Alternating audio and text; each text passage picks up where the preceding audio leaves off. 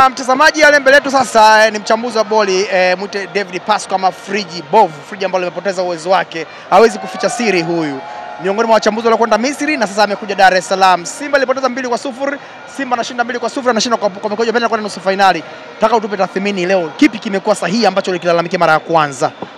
Ya, kama unakumbuka nilivyotua airport Terminal 3, kwa sababu nikisema airport mnaweza mkasema labda airport ya kawaida. Ilikuwa Terminal 3, tumetoka Egypt. Na nilisema wazi Simba ile game walitupa kwa sababu walikuwa na uwezo wa kushinda kule Egypt. Na Waarabu walilala, walikuwa katika eneo lao, kipindi cha pili walilala. Lakini leo uliona mvua ilitaka kuharibu kwa sababu wakati kipindi cha kwanza kinaanza, wachezaji walikuwa hawezi kukimbia. Tulikuwa tuone zile movement. Kwa maana kwamba acceleration ya Elie Mpanzu tulikuwa tuioni zaidi, individual brilliance za mchezaji mmoja mmoja ndio ikawa inaonekana zaidi uwanjani. Lakini leo tumeona ukubwa wa Simba kwa sababu walikuwa wakijaribu kuvuka kwa miaka yote, ikawa inashindikana. Leo wachezaji waliosajiliwa na Simba msimu huu wamekuwa na faida na mtaji mkubwa sana, kwa sababu misimu iliyopita walikuwepo kina Chama, walikuwepo kina Saido, walikuwepo kina Luis Jose Mixon. Lakini uliona namna ambavyo Simba ilikuwa ina struggle, wakipoteza mpira wanapokuwa wanachelewa kuutafuta. This time wamepatikana vijana wadogo wenye uchu ambao wanapambana. Umeona Elie Mpanzu Kibisawala, individual skills, amefunga goli la viwango vya kimataifa, goli kali sana. Goli la upako lile, kwa sababu nakumbuka Simba siku 2-3 hizi waliwashirikisha watumishi wa Mungu, Bulldozer, lakini pia Sheikh mkuu wa mkoa wa Dar es Salaam Walid. Wote ni kwa ajili ya kupiga dua. Kwa hiyo dua zimesaidia leo, wachezaji pia wamepokea na mwisho wa siku wapata matokeo. Kwa hiyo kwangu sijaona kimbinu zaidi Simba wakifanikiwa wakicheza mpira kimbinu, zaidi ni ile uwezo binafsi wa mchezaji mmoja mmoja, kwa sababu uwanja haukuruhusu kuona flow ya mchezo wenyewe. Nasema tena mara nyingine, Waarabu wanapaswa kupigwa rungu kubwa sana na FIFA, na nategemea kuona sheria kali sana ikaundwa kuhusu kupoteza muda, kwa sababu haiwezekani mchezaji anapoteza muda dakika 5, dakika 10 anapewa kadi ya njano. Inasaidia nini?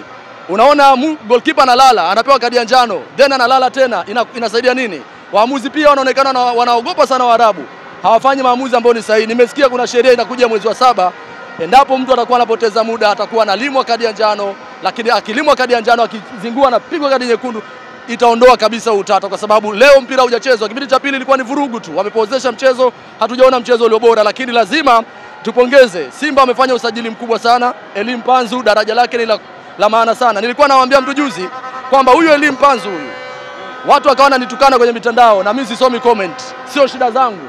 Kutukana kwenye mitandao ya Instagram sio shida zangu. Elie Mpanzu daraja lake kibongo haupati Elie Mpanzu. Nani anamfananisha Elie Mpanzu na mchezaji mwingine? Sasa hapa siongee kishabiki, mashabiki ndio wanaweza kaongea hapa. Lakini Elie Mpanzu ubora alionao, kwanza akiweka mpira akiuficha, hauwezi kwenda kuchukua mpira kwenye mguu wake.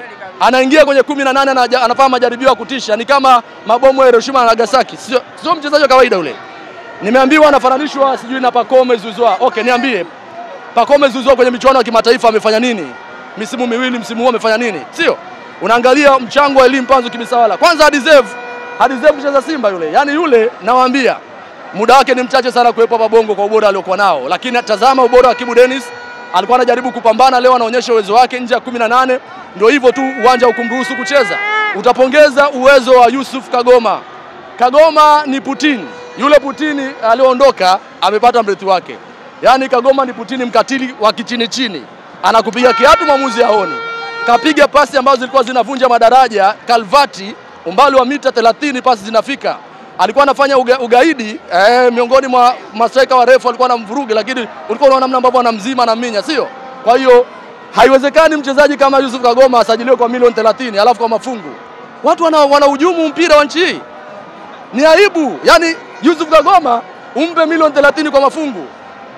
Brother, ni matusi, unatukana mpira. Yaani leo hii Yusuf Kagoma yule ukimweka sokoni bilioni 1 umchomoi. Brother, kusanya viungo wako wote alafu fananisha na Yusuf Kagoma mpati. Unanisikia vizuri? Unanisikia vizuri? Yusuf Kagoma ni mchezaji ambaye daraja lake kwa sasa haumpati, na ninasema tena, Simba wana kazi ya kuzuia wachezaji wao.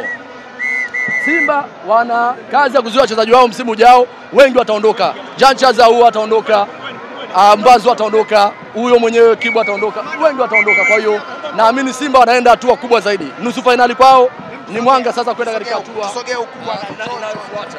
Naye achukua bike kipo na bonga maisha wewe. Bado sijafika.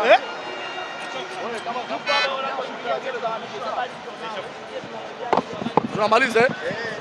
Uliza swali. Swali ni kama lifuatalo. Sasa nataka utuambie mabadiliko ya Mukwala kwanza, kikosi cha kwanza leo. Miongoni mwa wachezaji ambao walalamikiwa sana ni Ateba, na leo mwalimu amesikiliza mawazo na maoni ya mashabiki, amepeleka benchi ya Ateba, ameingia Mukwala kwenye kikosi cha kwanza. Leo nini ambacho unakiona kwa Mukwala? Huku tunaondoka mdogo mdogo. Asante. Jaribu kutembea, tunafukuzwa na watu wenye mamlaka. Watu wache, kwa sababu kwenda nusu finali kwa Simba sio jambo la kawaida, na hata maaskari wenyewe walikuwa wanapiga dua, tulikuwa tunawaona jana. Kwa hiyo leo wakitufukuza wanatukosea, kwa sababu Simba wamestruggle misimu 7 wanashindwa kwenda hatua hiyo. Steven Dese Mukwala, umeniuliza swali. Leo kwenye kipindi na juzi nilikuwa nasema huyu ni mchezaji anayopaswa kupewa heshima yake. Haiwezekani unakuwa na striker ambaye hakupi chochote zaidi ya kubanana na mabeki. Yaani anagadi mpira mabeki watatu hadi wanne, alafu ufanye end product inakuwa 0. Lakini unaona Steven Dese Mukwala alianza kurejea kwenye ubora wake mechi dhidi ya Coastal Union, alipiga goli 3 za maana sana. Juzi dhidi ya Dodoma Jiji alipiga bao la kisigino, sio? Kwa hiyo utaona wazi kwamba ni mchezaji ambaye akiaminiwa ataenda kuwanufaisha zaidi Simba, kwa sababu ana skills. Wewe taratibu bwana. Taratibu baba. Ana utulivu, lakini pia ni mchezaji anayehamahama. Ukishawahi kusikia kwamba nomadic pastoralism, unanisikia vizuri? Anahamahama, anaenda kushoto, anaenda kulia, lakini hapotezi ramani yake, kwa maana ramani yake ni pale kwenye mstatili nje ya 18. Ataenda huko ikipigwa pasi amefika ndani. Uliona balaa lake leo, sio? Amefunga goli la kigaidi, bao zuri sana, akaruka serikali kwenye matope. Nani anaweza kuruka serikali namna ile? Kwangu Simba wakimwamini Steven Dese Mukwala, wakampa nafasi ya kwanza kama first choice, atawanufaisha zaidi, kwa sababu ni mshambuliaji ambaye ana skills, ana uwezo, anajua kutunza pia nishati uwanjani. Kwa hiyo ni mchezaji mkubwa sana. Nataka unganisha kichwa hapa. Kuna mchambuzi alisema kwamba nilindeni. Kuna mchambuzi alisema kwamba Simba ile ndio nusu finali tukacheze kama Yanga. Wakati umesikia swali na mimi nakuwekea swali alafu tukua choka pumzika. Unasemaje? Kuna mchambuzi alisikika akisema kwamba Simba ndio acheze kama Yanga ndio aende nusu finali. Mchambuzi gani? Lakini pia umemsikia hapa swali lingine kwamba Kamara kiwango chake. Hilo la kwanza lifute. Hilo lifute. Nani anasema maneno? Nimesikika kwamba nani? Yanga, Simba acheze kama Yanga ndio anakwenda nusu finali. Hivi sasa hivi watu wakikosa kazi mjini wanajificha kwenye uchambuzi, sio? Yaani watu wakikosa kazi za kufanya wanajifanya nao sasa hizo wanaitwa wachambuzi. Wakajifunze, ngojeni. Hivi Simba kajifunze kwa Yanga kitu gani kwa mfano? Unajua kuna wakati ukiwa unaongea mpira, hebu uwe na DNA ya mpira. Sio kwamba unaleta ushabiki wa upuuzi. Kwa sababu Simba ameenda robo finali 6, CAF Champions League 4, 2 wameenda Confederation, leo wametinga nusu finali. Yanga ameenda finali, baada ya kwenda finali ameenda wapi? Yanga ameishia hatua makundi, si ndio? Timu bora ni ile ambayo inajenga kwenye misingi, kwa maana inatengeneza consistency yake. Robo finali. Kwa maana daraja la kwenda nusu ilikuwa bado kutokana na usajili mbovu walikuwa wanafanya. Sio uongo, Simba alikuwa anafanya usajili mbovu, usajili wa commission, kwamba mtu anasajili ili apate chochote kitu, sio? Mohamed Dewji amerudi kwenye timu, anafanya usajili. Sasa hivi ametafuta chief of scout, unaona pesa inatoka inatumika. Leo hii nani ana doubt na kiwango cha elimu Panzo? Nani? Hamna. Mchezaji ambaye ameenda kufanya majaribio Genk, na sio kwamba alishindwa majaribio, alikuwa anataka Simba, yani daraja lake lilikuwa kwanza lianzie Simba ndo aondoke. Haya, nani anaumia kuhusiana na Ahoua? Uwezo wa Ahoua nani? Kwa hiyo ukiangalia sajili za Simba zinalipa, na huyo mchambuzi anayosema nenda mfikishie mwambie Friji Bovu anasema kama kuna kazi watu wamekosa kufanya mjini, wasitafute engagement kuwakosea Simba. Brother, Simba ni daraja lingine kwenye michuano. CAF wenyewe wanajua. Kweli kabisa. Nenda kaangalie points ambazo Simba anazo, alafu angalia na wengine walizo. Kwanza leo huyu Al-Masri alikuwa hayuko hata 20 bora. Simba iko nafasi ya 6, alafu huyu hayupo. Leo Simba ameenda nusu finali, anaingia nafasi ya 4 hadi ya 5. Simba anaenda hadi nafasi ya 5 hadi ya 4 kimataifa. Unanielewa vizuri? Unaangalia wapi? Namaanisha kwamba Simba wanachokifanya leo hii wanawafundisha namna ambavyo mechi zinapaswa kuchezwa.